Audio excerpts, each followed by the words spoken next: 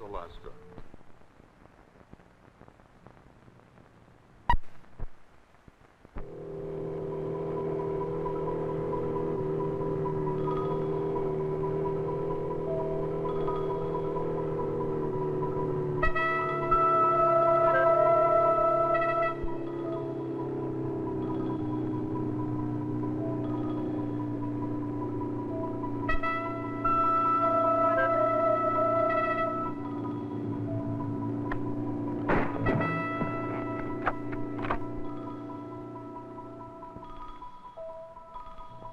The silence and the solitude of Alaska are passing.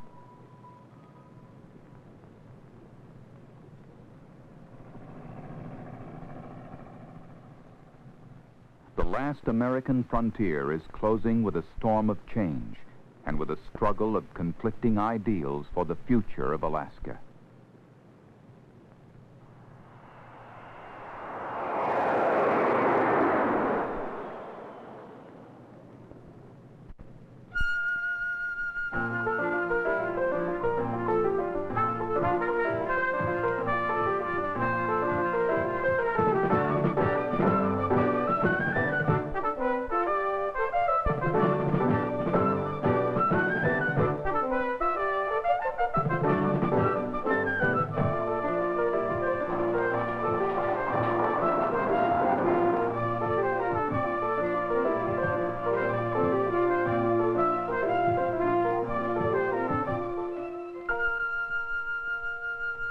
North to the future is Alaska's motto.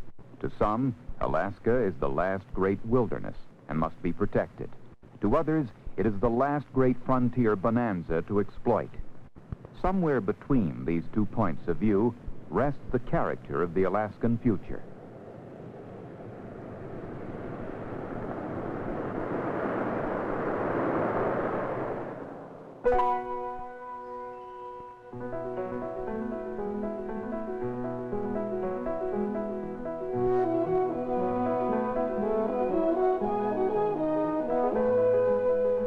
Alaska exists on a scale barely within grasp of the imagination.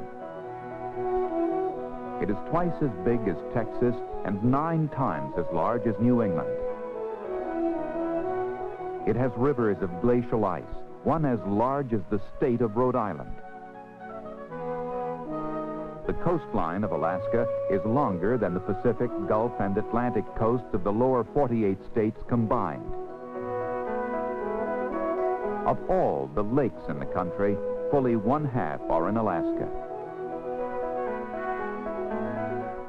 Most of the highest mountains on the North American continent are also here, mysterious monarchs decreeing their own weather. A man exploring 1,000 acres of Alaska each day would need 1,000 years to complete his work.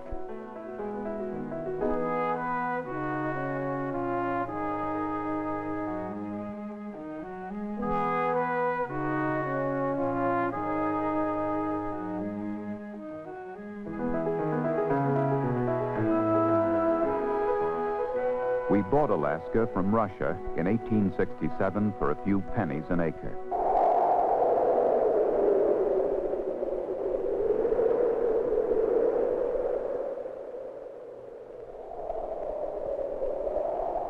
Even at that price, many Americans called the purchase folly.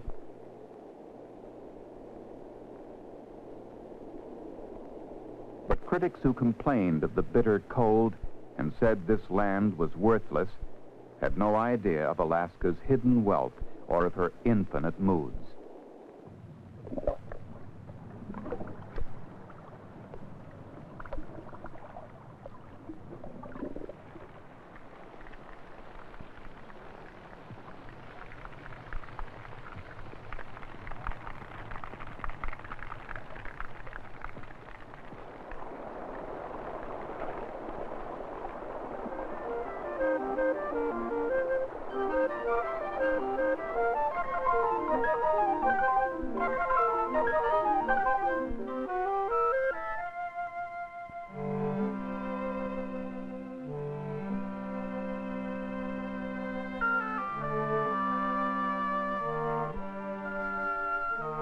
For all the brightness of spring, the untamed vitality of the land finds its highest expression during the brief but intense Arctic summer.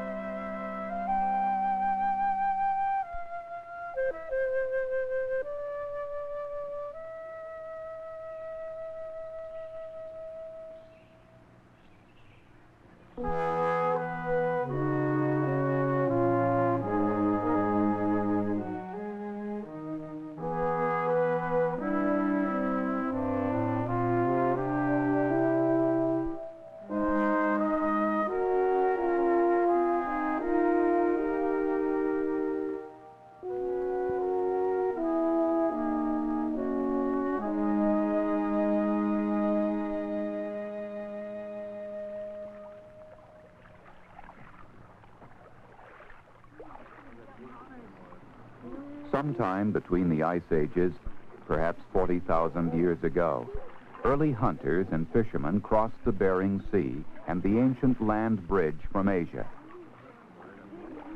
Successive waves of Indian, Aleut, and Eskimo peoples spread a tough membrane of human life across the immensity of Alaska. The Aleuts called it Alakshak, the Great Land.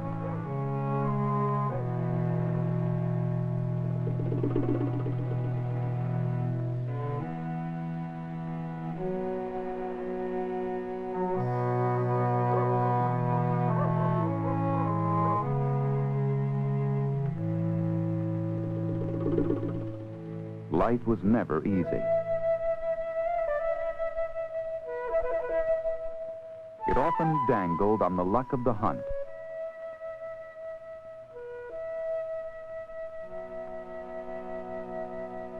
These scattered peoples used the land and the sea knowingly and lived for 1,000 generations in a flesh and blood intimacy with nature.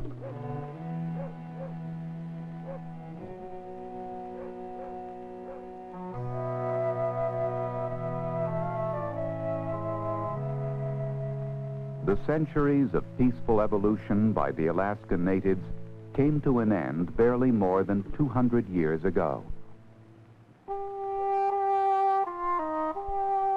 During the 18th century, Russian trappers and traders clambered across the sea to Alaska's western and southern coasts. They harassed the gentle sea otter almost to extinction and ravaged the populations of other fur-bearing animals. Their century in Alaska is recalled now by names and places, a few buildings and a few grave markers.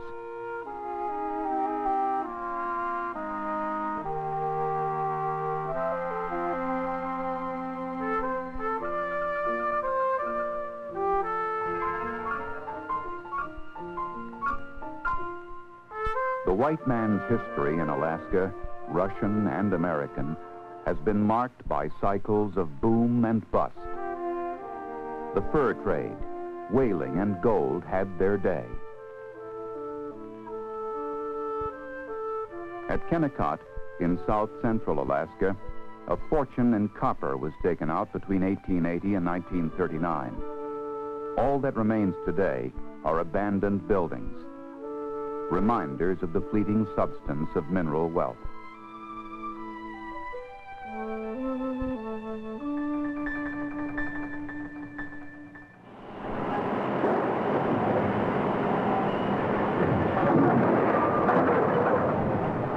Today, as yesterday, most of Alaska's wealth comes directly from the land and water.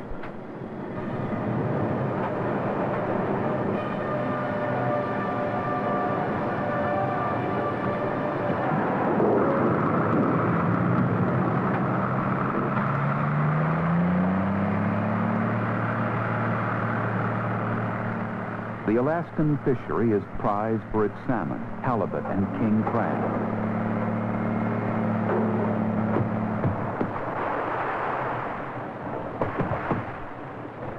But in recent years, pressures on the fishery have begun to diminish even this renewable resource.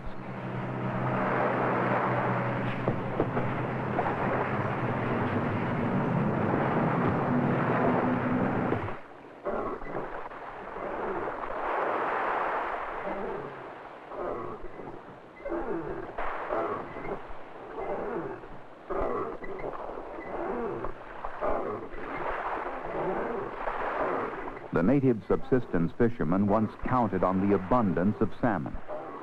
Now he, too, must scramble for his share of an uncertain catch.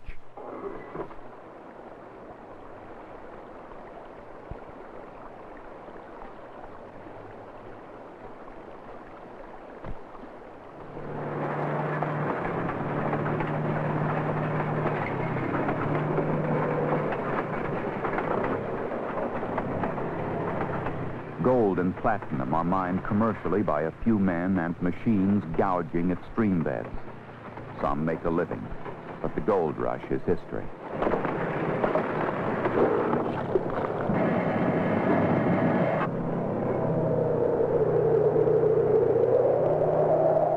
Billions of barrels of oil under the Arctic slope ignited a new frenzy of expectation.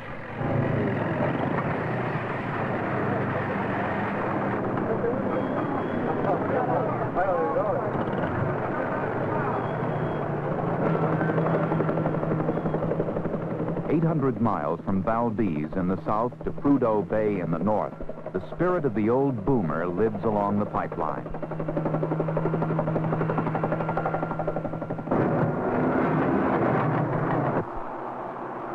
Alaska received nearly $1 billion from oil leases at Prudhoe Bay.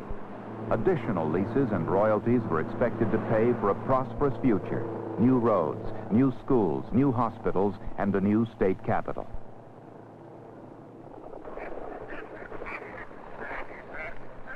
But these hopes turned out to be premature, for it had not been decided who owned Alaska. With admission to the Union, Congress granted the state the right to select more than 100 million acres for the people of Alaska. But the selection of land for state ownership soon involved the Alaskan natives' historic hunting and fishing grounds.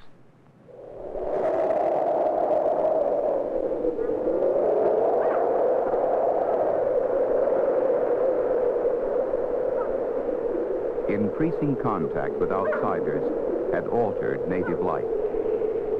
Health and educational services concentrated these once nomadic peoples into villages, where the lifestyle was more modern, but not always better.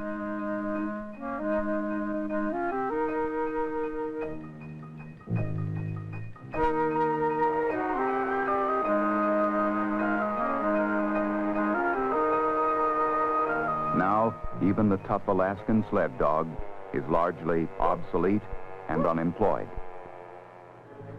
When it seemed likely the final subdivision of Alaska would leave the natives with less for the future than they had in the past, they united in proclaiming their ancestral land rights.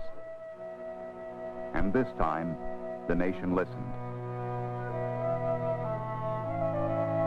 The issue was resolved in 1971 with passage of the Alaska Native Claims Settlement Act. Under this law, the natives received 40 million acres of land and a cash payment of nearly $1 billion.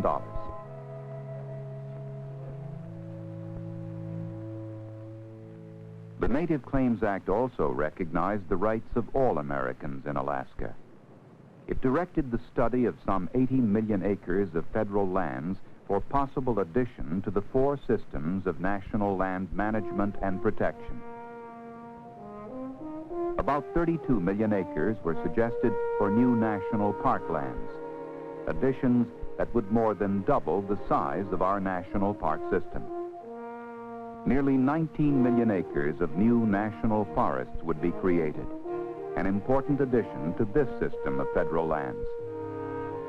More than 31 million acres of new wildlife refuges had been proposed, again, more than doubling the scale of this system nationally.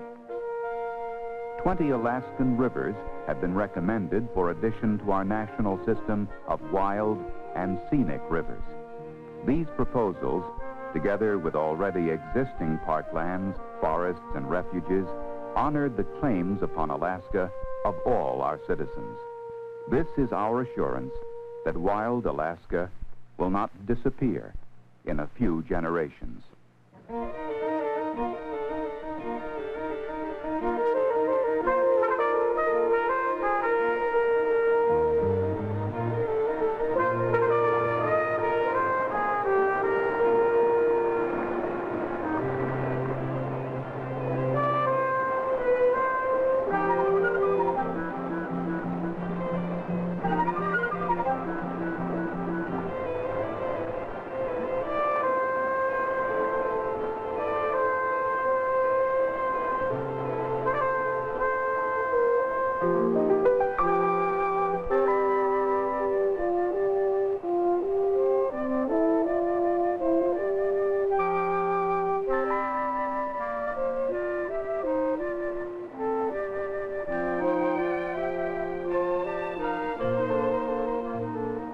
The national system of wild and scenic rivers in Alaska offer kayaker and canoeists some of the world's most challenging waters. Among these rivers are many that test a man's appetite for daring.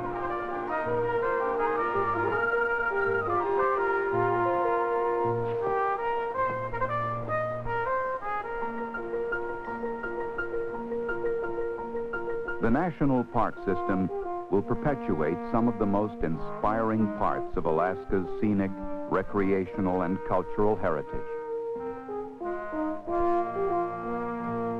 The grand sweep of Alaskan architecture, volcanic mountains, crater lakes, ice fields, and even sand dunes above the Arctic Circle will be protected for visitor use and enjoyment, as well as for scientific study. The parklands embrace a unique record of mountain building and glacial erosion that sculpted the landscapes of half the world.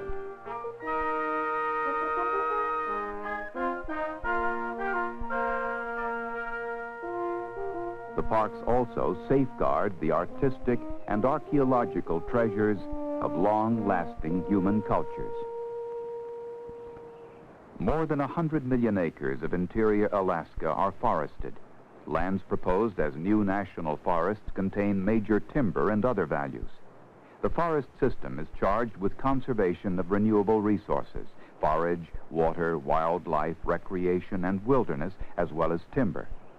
The forests are also potential sources of minerals, oil, and gas. They provide an outdoor laboratory for wildland research, cooperative forestry, and youth conservation corps programs. Under the concept of multiple use and sustained yield, utilization of these resources could be carried out in harmony with the northern environment, including Alaska's people.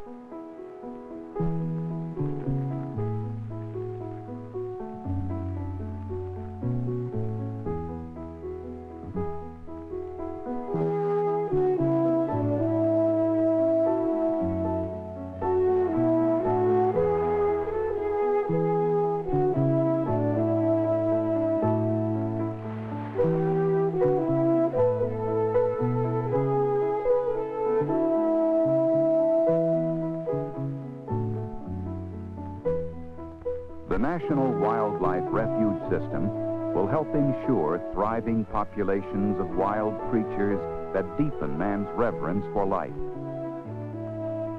The men and women entrusted with public land management are committed to long-term goals. In a world closing in on wildlife and wilderness, theirs is the task of maintaining vital habitat. Without this work or this land, the autumn skies would be less alive with migrating birds.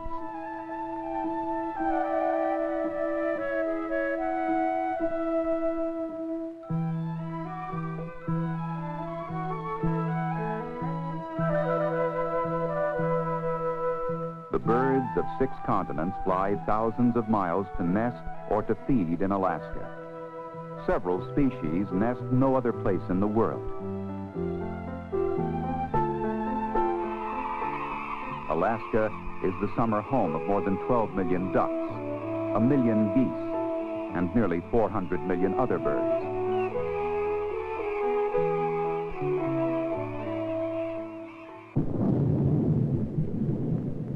This land is big, but size, in some ways, is an illusion here.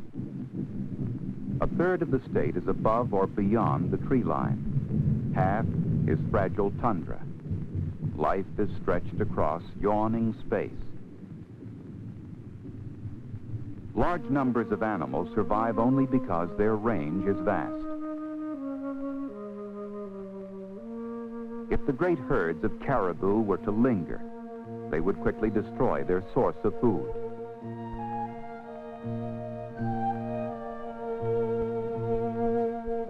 Each Arctic grizzly must have 100 square miles of his own turf. The future of life in such tenuous balance with its environment requires the dedication of large land and water areas. this is still possible in Alaska. All life is interdependent, and the food chains of animals, birds, and fish often rest upon the protection of complete ecosystems. In Alaska, this too is practical.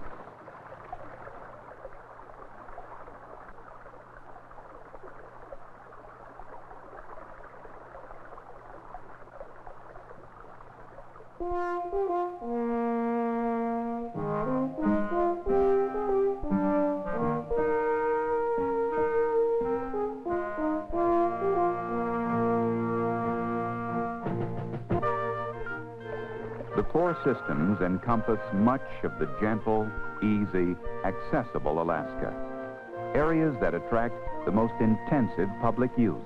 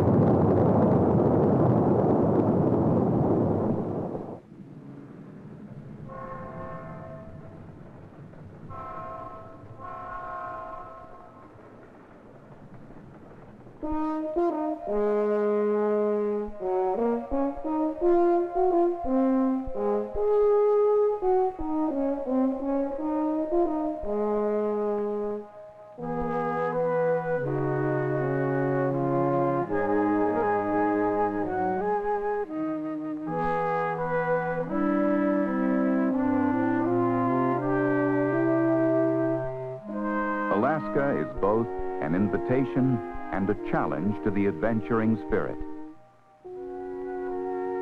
Some Alaskan regions have never felt the weight of a human foot. Most of the lakes are nameless. Some of the rivers have never been floated. The four systems of parklands, forests, wildlife, refuges, and national wild and scenic rivers would guarantee a taste of wilderness for all who cherish it.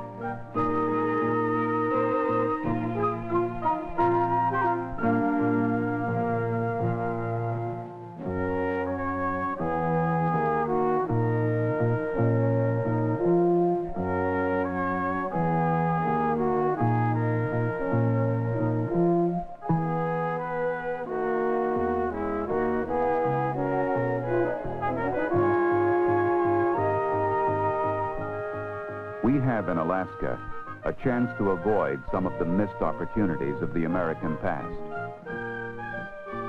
To respect the rights, cultures, and lifestyles of the native peoples. To develop vital Alaskan resources with environmental caution. And to manage a portion of the great land and public trust for the benefit of all Americans. Along with state, native, and other land ownerships, the four systems offer a solid land use foundation for Alaska's future.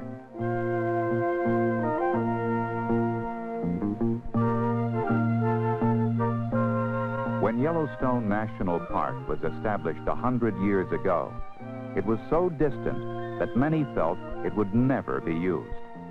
Congress had created a land reserve for the future, one that now supports millions of visitors each year. In Alaska, we are offered the opportunity today to preserve the parks, refuges, rivers, and forests for tomorrow. We shall never again have a wilderness frontier quite like Alaska. We shall never again have such an opportunity to protect and manage it wisely. We shall never again have such a gift to make to the future.